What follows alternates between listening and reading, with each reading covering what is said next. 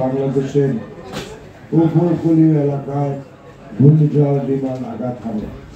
এর প্রভাবে উপকূলীয় বেশ কিছু এলাকায় জলোচ্ছ্বাসের সৃষ্টি হয়, যার ফলে উক্ত এলাকার সঙ্গে পানিতে নিমজ্জিত হয়। এছাড়াও আবর্জনার প্রাণহানি ঘটে। বেশ কিছু রাস্তাঘাট, বেড়িবাঁধ, ঘরবাড়ি ও সামাজিক প্রতিষ্ঠান ক্ষতিগ্রস্ত হয়।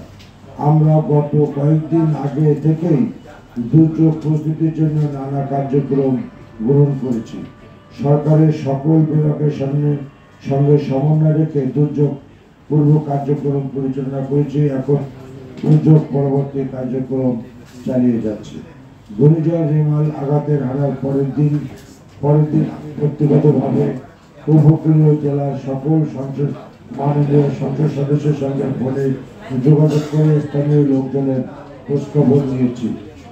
এ পর্যন্ত 19টি জেলায় ব্যাপকভাবে ক্ষতিগ্রস্ত হয়েছে এবং এই 19টি জেলায় ক্ষতিগ্রস্তদের অনুকূলে ত্রাণ কার্য নগদ 5,75,00,000 টাকা, 5,500 মেট্রিক টন চাল, 9,000 প্যাকেট শুকনো খাবার,